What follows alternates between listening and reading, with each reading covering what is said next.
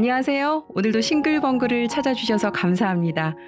오늘은 서울에 사시는 주부님이 사위라는 인간에게 받은 큰 상처로 인해 온 집안이 쑥대밭이 됐다면서 여러분들에게 의견도 묻고 싶고 또 조언도 듣고 싶어 사연을 보내주셨는데요. 바로 시작하겠습니다. 안녕하세요. 저는 서울에 사는 주부입니다. 제 운명은 왜 이리도 가혹한지 시린 가슴을 어떻게 해야 할지를 모르겠어요. 이 가혹한 운명이 저만의 것이기를 평생 그렇게 간절히 바래왔건만 하늘은 도무지 제 기도를 한 번도 들어주시질 않네요. 이곳에라도 신세한탄 한번 해보려고 글을 씁니다. 저는 22살 나이에 첫 남편과 결혼을 했어요. 첫 번째 남편은 공장의 기계를 고치는 정비기사였는데 오빠가 많았던 저에게 타지에서 마치 큰오빠처럼 잘해주는 바람에 제가 좀 의지를 많이 했던 것 같아요. 그때 제 나이 20살이었는데 남편은 30살이었고 아무것도 모른 채 임신까지 덜컥 해버려서 부른 배를 부여잡고 인사를 드리러 갔네요. 제 모습을 본 엄마는 거의 실신 직전이셨고 아버지는 뒤돌아 한숨만 푹푹 내쉬셨죠. 그도 그럴 것이 그렇게 반대하시는 부모님을 뒤로하고 도시에 나가 살겠다며 나간 딸년이 2년도 안 돼 10살이나 많은 놈이랑 배가 남산만해져서 돌아왔으니 부모님 속이 오죽 타들어가셨을까요? 그 당시 저는 속도 없이 행복하게 잘 살겠다고 실실거리고 앉아 있었으니 아휴 지금 생각해도 참 속이 없다 싶습니다. 그래도 이미 애까지 가졌으니 어쩌겠냐며 엄마는 닭 한 마리 삶아 상에 올려주시고 아버지는 남편과 술 한잔 하시더군요. 그렇게 첫 번째 결혼을 하게 됐어요. 첫 번째 결혼이라고 하면 다들 짐작하셨겠지만 결혼 생활은 정말 지옥과도 같았습니다. 하루라도 죽고 싶다는 생각을 안 한 적이 없었으니까요. 하지만 정작 큰 문제는 따로 있었습니다. 시아버님은 동네 남봉꾼이라고 불릴 정도로 주정뱅이에다 노름꾼이었는데 남편은 평소에는 조용하다가도 그 술만 들어가면 폭력적으로 변해서 피는 못 속이는구나 라는 말이 딱 들어맞을 만큼 집안 물건들을 죄다 부수기 시작했답니다. 오죽하면 부자지간에 술을 먹고 한바탕 붙는 바람에 둘이 나란히 유치장에 갇힌 적이 있을 정도로 술로 인한 문제가 끊이질 않았죠. 하루 걸러 한 명씩 집안을 뒤집어 엎는데 정말 환장하겠더라고요. 그렇게 난리가 나는 날이면 시어머니는 저와 제 딸을 데리고 옆집으로 피하곤 했는데 동네 사람들도 완전히 이골이 났더군요. 매일 가슴을 치며 후회했지만 제가 뭘 어떻게 할 수 있겠어요. 아이만 없었으면 당장 도망이라도 갔을 텐데 핏덩이를 데리고 어딜 가야 할지 정말 미칠 노릇이었답니다. 그렇게 지옥 같은 몇 년이 지나 시부가 돌아가셨고 이제는 좀 뜸하려나 했더니 이게 웬걸? 남편의 폭력은 갈수록 심해져서 저는 물론이고 급기야 말리는 시어머니한테까지 손을 대더라고요. 그날 새벽 시어머니는 저를 깨워 밖에 택시를 불러놨으니 딸을 안고 빨리 떠나라고 했습니다. 잠결에 무슨 일인지 영문도 몰랐지만 그냥 시키는 대로 택시를 탔죠. 택시를 타고 하염없이 울며 친정에 도착했는데 엄마는 말없이 이부자리를 깔아주셨고 한참을 그렇게 울다 잠들었는데 다음날 경찰이 저희 친정에 찾아왔습니다.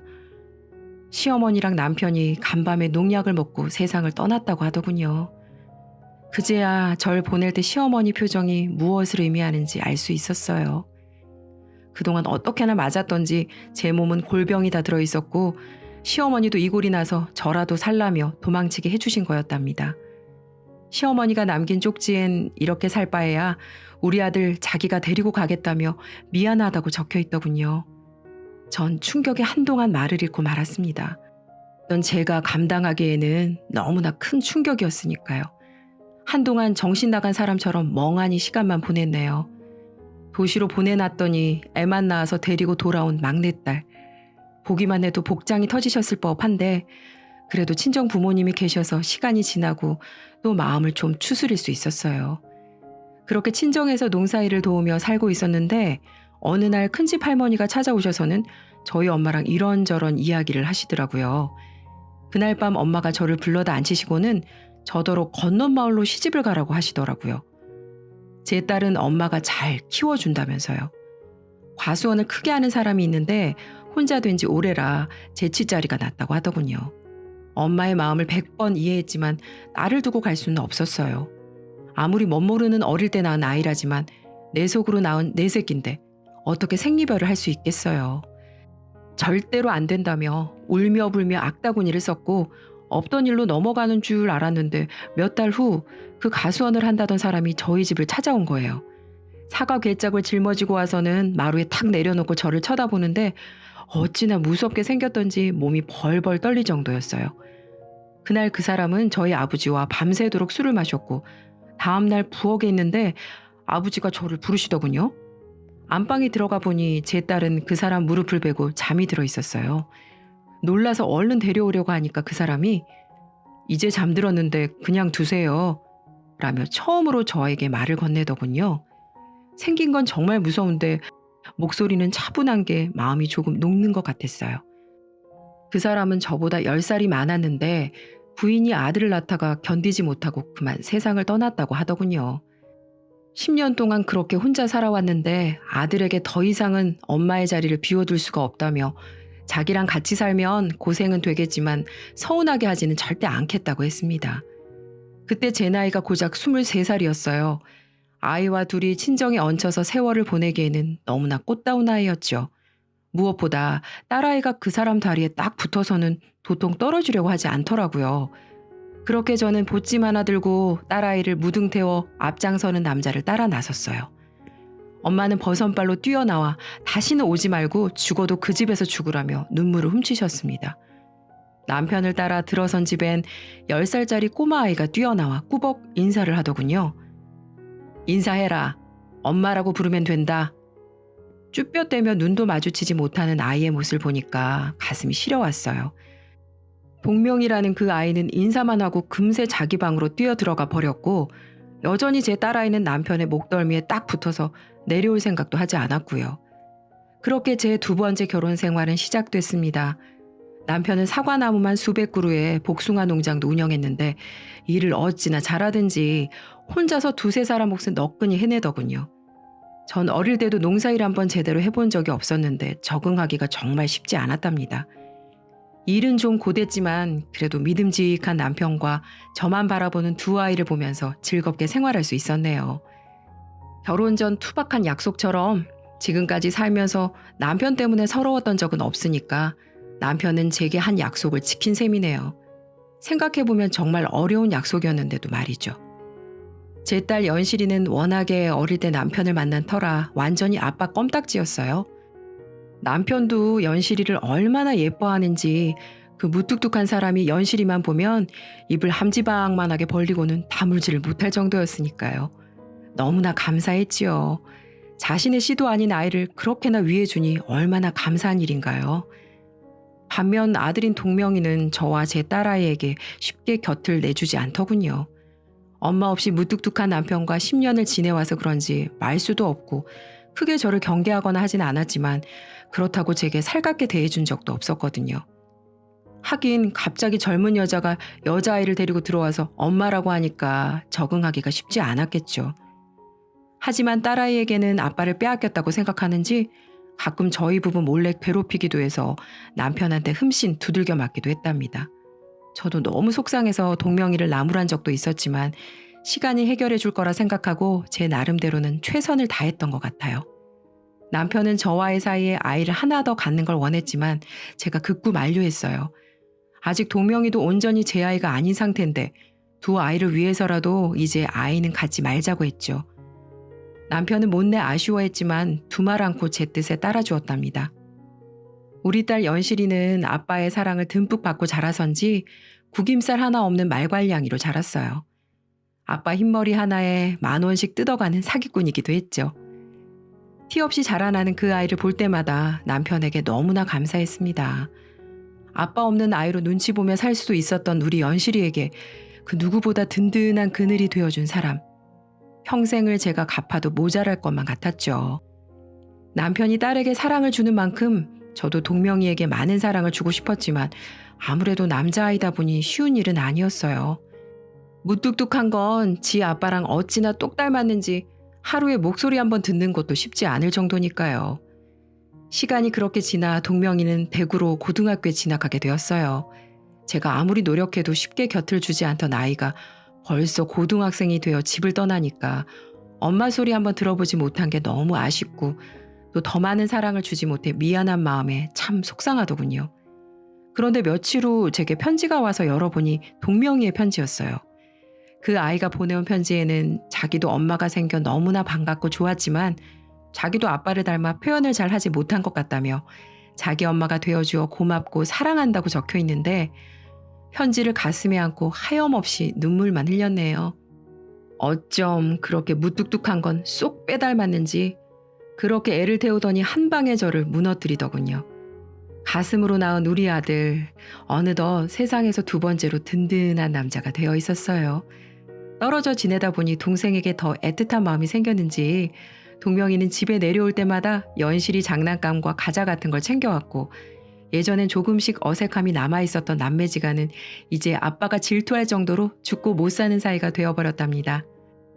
저한테는 살가운 말 한마디 해준 적 없는 사람이 연실이하고는 머리에 고무줄 묶고 사진도 찍고 소꿉장난도 해주는데 왜 저에게만 무뚝뚝한 걸까요? 이제 이렇게 딸을 질투하는 엄마가 되어버렸네요. 시간이 흘러 우리 아들 동명이는 대학을 졸업하고 어엿한 경찰이 되었습니다. 어릴 적부터 그렇게 경찰이 되고 싶다고 했는데 기특하게도 단 한 번만 응시하고 당당히 합격을 했죠. 임용식 때 제복을 입은 모습이 어찌나 멋있던지 우리 아들이 자랑스러워 눈물이 다 났어요. 이제 자기만 믿으라고 우리 가족 다 지켜주겠다고 약속을 하는 동명이의 모습을 보면서 기특하기도 하고 또 든든하기도 하고 그랬네요. 연실이는 여전히 아빠만 바라보는 아빠 바라기랍니다. 남편은 딸아이가 고등학교를 졸업할 때까지 매일 학교에 바래다 주었어요. 비 오는 날이면 열일 제쳐두고 마중을 나가곤 했죠. 우리 딸 비 맞으면 감기 걸린다면서요. 그럴 때면 정말 진심으로 질투가 나기도 했답니다. 저한테는 비가 오든 눈이 오든 신경 한번 안 써줘 놓고 말이죠. 그렇게 온갖 사랑을 듬뿍 받고 자란 우리 막내딸, 고등학교를 졸업하고 간호대학에 진학했어요. 어릴 때부터 간호사가 꿈이라 재수까지 한 끝에 합격을 했고 졸업 후 국가고시에 턱 합격해서 서울의 종합병원에 취직까지 했답니다. 남편은 딸아이가 대학 갈 때 많이 서운했든지 잘 먹지도 않던 술을 마시고 계속 푹푹 한숨만 내쉬더라고요. 차 타며 1시간 거리의 기숙사에 들어간 건데도 세상 다 산 사람처럼 기운이 다 빠져 지냈고 어느 날은 딸아이 방을 바라보며 한참을 우두커니 서 있는데 그 모습을 보고 나중에 시집은 어떻게 보낼 거냐고 그때 나에 울겠다고 핀잔을 준 적도 있었답니다. 아니나 다를까 몇 년 지나지 않아 연실이는 신랑감을 데리고 왔더군요. 워낙 구김살없고 밝은 성격에 외모도 예쁜 아이라 학교 다닐 때도 인기가 많았지만 항상 아빠랑 평생 살 거라고 했거든요. 그런 아이가 20대 중반도 되기 전에 이렇게 신랑감을 데려오니 남편은 참 많이도 속상해하더군요. 저도 그렇고 너무 어린 나이에 결혼하는 건 내키지 않았고요. 하지만 예전에 제가 그랬듯 연실의 뱃속엔 생명이 자라나고 있었습니다. 이게 무슨 운명의 장난인지 그런 것도 유전이 되는지 남편의 분노에 찬 얼굴을 보면서 제 탓인 것만 같아 얼굴이 화끈거리더군요. 사실 미성년자도 아니고 어엿한 직장인인데 번듯한 신랑감 데려오면 좋은 일이죠. 하지만 그렇게 끔찍하게 아꼈던 딸이 남편에게 남자친구 있다는 말 한마디 없이 뜬금없이 이미 불러버린 배를 안고 떡하니 나타났으니 어떤 부모가 기분이 좋겠어요. 남편은 처음으로 연실이에게 화를 내더군요. 사위될 녀석에게도 어쩜 그렇게 조심성이 없냐며 혼을 냈지만 이미 벌어진 일을 어떡하겠어요. 속은 상하지만 소중한 생명을 어떻게 할 수도 없고요. 상대는 제약회사에 다니는 남자였는데 연실이가 초임 간호사로 들어왔을 때부터 마음에 들어서 그렇게 쫓아다녔다고 하네요. 여자는 자기 좋다는 남자들한테 왜 그렇게 약한지 모르겠어요. 그것도 다 유전이 되는지. 동명이도 어릴 때부터 연실이 신랑감은 자기가 골라준다고 자기한테 꼭 면접 봐야 한다고 했었는데 서운함이 큰 것 같더라고요. 전 그저 죄인이 된 것만 같았답니다. 그렇게 연실이는 결혼을 했습니다. 다행히 사유될 사람은 번듯하고 예의 바른 청년이더군요. 업계에서도 인정받고 있다고 했고 스스로 전셋집까지 마련해 놓을 정도로 생활력도 강해 보였답니다. 하지만 저는 내심 찜찜한 마음을 감출 수가 없더라고요. 딸의 운명은 엄마를 닮는다고 하는데 사윗감 인상이 묘하게도 죽은 제 첫 번째 남편 인상과 겹치는 부분이 있었거든요. 좀 찜찜했지만 그냥 인상만으로 판단해버리는 게 미안해서 사위 사랑은 장모라니까 참 잘해주었답니다. 사위는 저희 집에 어찌나 잘하든지 서울에선 우리 동명이와 거의 친구를 할 정도로 막역하게 지냈고 저희 남편과도 참 잘 지냈습니다. 남편의 유일한 취미가 낚시인데 남편을 데리고 바다 낚시도 다니고 낚시용품들도 잔뜩 들고 와서는 선물을 하니 남편도 점점 그 녀석에게 마음을 열어가더군요. 물론 저에게도 살뜰히 잘했고요. 제약 영업을 하는 사람이라 그런지 사람들 기분 맞출 줄도 알고 눈치도 빨라서 누구에게나 호감을 주는 그런 사람이었어요. 연실이는 곧 출산을 했고 제가 산후조리를 도와주려고 서울로 올라가서 한동안 함께 지내게 되었는데 의사들을 상대로 하는 영업이라 가끔 술자리가 길어지는 경우도 있었지만 저와 연실이에게 참 다정하게 대해주더군요. 우리 연실이는 그래도 복이 있구나라는 생각을 했죠. 한 번은 연실이에게 김서방이 너한테 잘해주니? 일찍 결혼하니까 좋아 이거사? 라고 물어본 적이 있었는데 가끔 욱하는 성격이 있긴 하지만 정말 잘해준다고 행복하다고 하더군요. 하루는 남편이 사위와 낚시를 가는 날이라 여느 때처럼 연실이네를 가려고 서울 터미널에 도착해 전화를 걸었는데 왜 연락도 없이 오느냐며 소리를 지르는 거예요.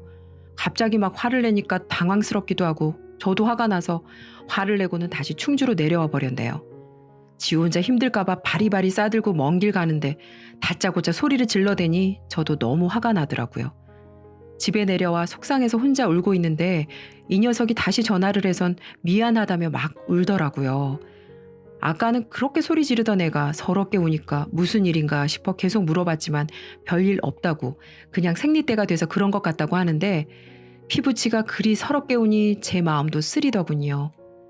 그렇게 몇 달이 지났나 남편은 사위와 밤낚시를 가고 없는데 동명이가 갑자기 내려왔더라고요. 아버지 알면 큰일 난다며 저만 알고 있으라고 사진 몇 장을 보여주는 겁니다. 그 사진을 본 순간 저는 애써 잊고 있었던 옛 기억들이 떠올라 숨조차 제대로 쉴 수가 없더라고요. 그 사진은 바로 우리 연실이의 몸 사진이었습니다. 팔이며 다리며 온몸이 시퍼렇게 멍들어 있었고 끔찍할 정도로 구타당한 모습이었어요. 제대로 말도 못하는 저에게 동명이는 한두 번이 아닌 것 같다고 했어요. 사실 동명이는 연실이의 간호사 동료와 연애 중이었는데 연실이가 가끔 얼굴에 멍이 들어서 오는 게 마음에 걸려 설득 끝에 사진을 찍어뒀다고 하더군요.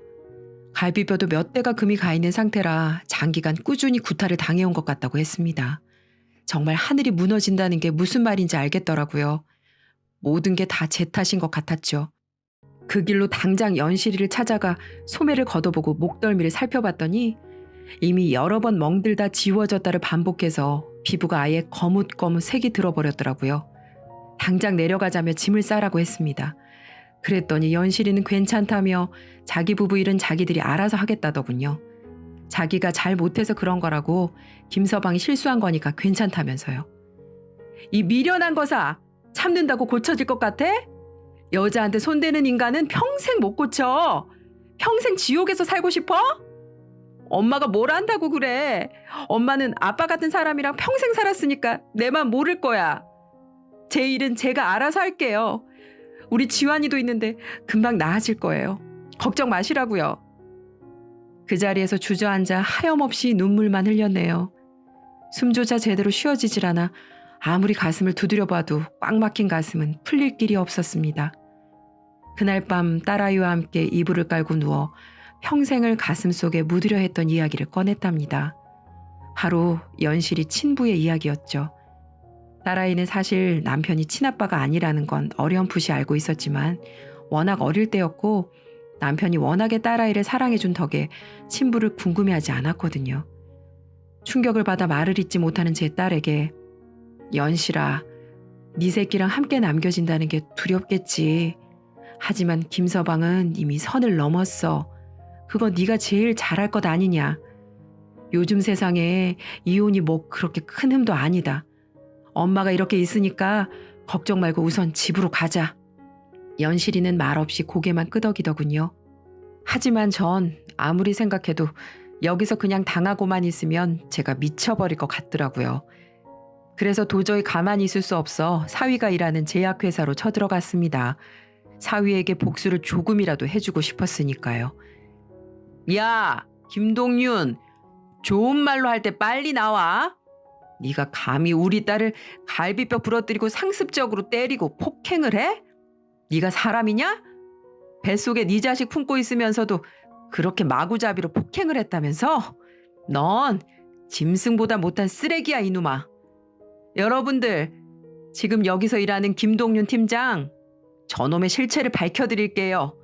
하면서 제가 가지고 간 사진들, 그러니까 우리 딸 몸에 피멍든 사진들, 갈비뼈 부러진 사진들, 울면서 애기 젖먹인 사진들을 사무실에 뿌려버렸답니다. 그러자 회사에서는 난리가 났어요. 웬 중년의 아줌마가 나타나 고래고래 소리를 지르며 난동을 피고 있으니 모든 이목은 저에게 끌릴 수밖에 없었죠. 그러자 사위는 어머니, 제가 죽을 죄를 졌습니다. 우선 여기서 이러지 마시고 밖에 나가서 저랑 얘기하시죠. 다들 일하는데 방해가 되는데 제 입장도 생각해 주셔야죠. 라고 하는 겁니다. 어이가 없더군요. 저는 야, 너 이 더러운 손 저리 안 치워? 그 더러운 손으로 우리 딸을 온몸에 피투성이로 만들었다 이거지? 너 일로 와라. 하면서 사위의 오른팔을 입으로 꽉 물어버렸답니다. 정말 난리도 아니었습니다. 여기저기서 웅성웅성거리고 그러니까 사위는 어머니 아파요. 정말 아프다고요. 제발 한 번만 놔주시라고요. 라며 똥 씹은 얼굴을 하면서 죽으려고 하더군요. 본인도 창피했겠죠. 장모라는 사람이 자기 신상에 대해 다 까발리고 사무실에서 팔이 끊어질 듯 이빨로 물어대고 있으니 겨우 사무실에 있는 직원들이 뜯어 말려서야 상황을 마무리할 수 있었습니다. 그렇게 전 그 회사에서 나오면서도 이 천하의 쓰레기 같은 놈, 내 눈에 띄면 넌 나머지 한쪽 팔도 물어 뜯을 줄 알라고 경고하면서 박차고 나올 수 있었네요. 그렇게라도 사위에게 조금이라도 안갚음을 하고 나니 그나마 제 마음이 시원해지더라고요. 이후 사위는 회사에서 6개월 감봉 처리를 당했다고 하네요. 정말 통쾌했습니다. 마음 같아서는 회사에서 확 잘리기를 바랬지만 그것도 조금이라도 복수를 한 셈이니까요. 그 이후 딸은 이혼을 결정하고 저와 함께 변호사 사무실로 찾아가 딸이 지금껏 사위에게 당한 증거들을 모아 건네주었어요. 그러니 변호사는 이 정도면 충분히 위자료의 재산 양육권은 다 가져올 수 있겠다고 했습니다. 그렇게 이혼 소송이 진행되고 있는 상태네요. 사위는 매일같이 우리 딸에게 연락을 해서 잘못했다며 용서를 해달라는 문자와 전화를 많이 해대지만 딸은 지금까지 당한 상처가 큰 탓인지 절대 그럴 수 없다며 완강히 거절을 하고 있는 상태고요. 이후 사위는 거의 하루하루 폐인처럼 살고 있다고 하더군요. 술에 매일 의지하며 겨우 버티고 있다고 하는 것 같았습니다. 당연하겠죠. 그동안은 가족의 소중함도 모르고 쓰레기처럼 살다가 갑자기 아내와 아들이 집에 없으니 빈자리가 꽤 크겠죠. 근데 이제 와서 어쩌겠어요. 다 자기가 벌인 행동들 벌을 받고 있는걸요. 얼마 전에도 제게 전화가 왔더라고요. 어머님, 저 애엄마랑 우리 아들 없으면 정말 죽어버릴 것 같습니다. 지금 당장이라도 죽고 싶다는 생각을 하루에도 수십 번 한다나요, 뭐라나요. 그러니 한 번만 더 자기를 받아달라고 하면서 애엄마 좀 설득해달라고 하더군요. 그래서 딱 한마디 하고 전화 끊어버렸어요. 네가 우리 딸에게 처음에 손짓거리 하면서부터 네 인생은 그렇게 정해진 거였어. 처음이 쉽지. 두 번은 어려울 줄 알아? 그런 놈에게 우리 딸 맡길 수 없어. 한 번만 더 이렇게 연락해서 귀찮게 하면 경찰에 신고할 테니까 그렇게 알아. 하고 소리 지르고는 끊어버렸네요. 죽든지 살든지 지가 다 알아서 하라면서 말이죠. 그렇게 우리는 딸을 집으로 데려와 손자와 함께 살고 있습니다. 다행히도 딸은 한 달 정도 지나고 안정을 찾아 손자도 잘 돌보고 있고요. 내 자식들인데 제가 열심히 데리고 살아야죠. 앞으로는 가슴 아픈 일 대신 우리 딸에게 행복한 일만 있으면 좋겠네요. 제 사연은 여기까지입니다. 항상 웃음 잃지 마시고 여러분도 좋은 일만 가득하시길 바랄게요. 모두들 행복한 하루 보내세요.